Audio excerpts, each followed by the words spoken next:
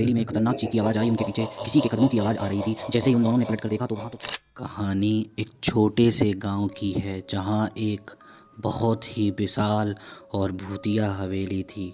उसके आस पास मानो तो एक परिंदा भी नहीं भटकता था। उसे देखकर लगता था कि नरक में आ गए हो। उस हवेली का नाम था गुलाबी हवेली। ऐसा इसलिए क्योंकि उसकी दीवारों पर एक हल्का गुलाबी रंग चढ़ा हुआ था। हवेली से दूर गांव वालों का मानना था कि इस हवेली में किसी बहुत बुरी आत्मा का साया है। हर रात हवेली से अजीब अजीब आवाज़ें आती थीं, जैसे किसी का रोना, चीखना और कभी कभी किसी हाथी जैसे कदमों की आवाज़ें। गांव के लोग कभी भी उस रास्ते से गुजरने की हिम्मत भी नहीं करते थे, और अगर कोई भी वहां गलती से भी गुजर जाए तो वहां हमेशा डर के साए से जीता था। एक दिन एक 17 साल का युवक, जिसके कुछ एडवेंचर करने की खुजली थी, वह हमेशा अनजानी जगहों को ढूंढने का शौक़ रखता था। अभिषेक ने जब सुना कि गुलाबी हवेली पर कोई नहीं जाता तो उसे वहां जाने की चुल हुई।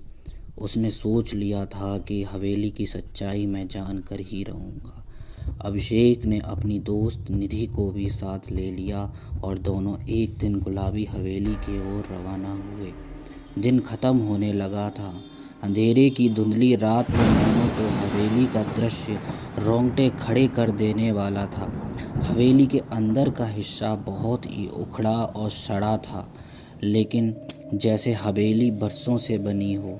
दरवाजे के पास एक कड़ी चुप्पी थी, ना कोई आवाज़, ना कोई हलचल। अभिषेक ने अंदर जाने का मन बनाया।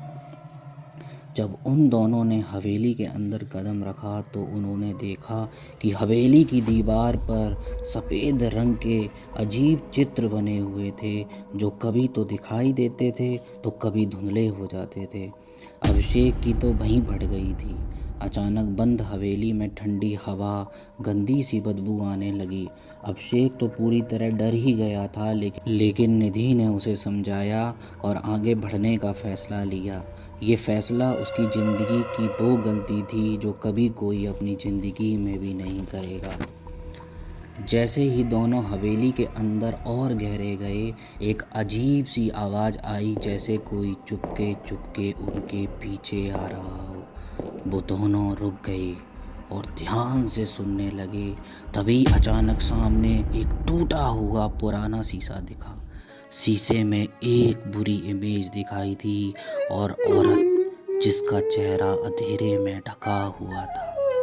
यह देखकर निधि ने चिल्ला दिया और पीछे हटने लगी, लेकिन अभिषेक ने उसे रोकते हुए कहा, हमने पहले ही कदम बढ़ा लिया है, अब पीछे नहीं लौट सकते।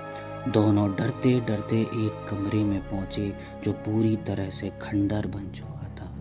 वहाँ एक पुरानी डायरी पड़ी हुई थी। अभिषेक ने उस डायरी को उठाया और पढ़ना शुरू किया। डायरी में ऐसा क्या लिखा था जिसे पढ़कर दोनों की मानो जान ही निकल गई थी। डायरी में लिखा था कि ये हवेली ठाकुर परिवार की थी। एक दिन ठाकुर परिवार के एक सदस्य हवेली में एक महिला को बुरी तरह मार डाला था। वो औरत कोई और नहीं बल्कि हवेली के मालिक की पत्नी थी। वो औरत मरने के बाद इस हवेली की भूत बन गई और धीरे धीरे उसने पूरे परिवार को ख़त्म कर दिया।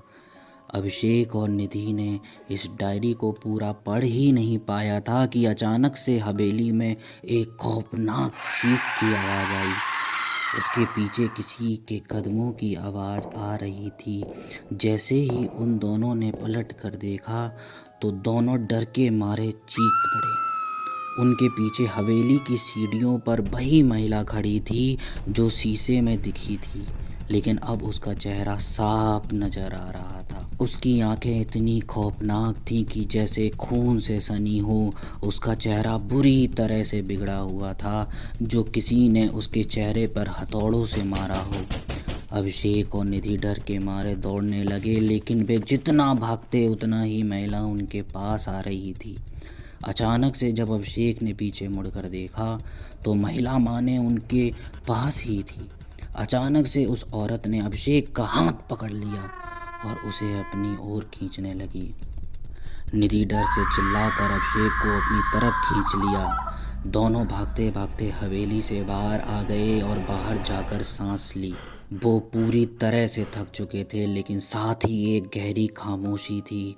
हवेली के अंदर महिला की हंसी सुनाई दे रही थी, मानो कि वो किसी से बदला लेना चाह रही हो। अभिषेक और निधि का हौसला टूट गया था, वो पूरी तरह से बिखर गए थे। ये घटना से उन दोनों ने भले ही अपनी जान बचा ली हो, लेकिन उस डर ने माने उनके दिल में घर ही बना लिया था। गुलाबी हवेली में वो औरत की आत्मा आज भी अपने मौत का बदला लेने के लिए खून की प्यासी है।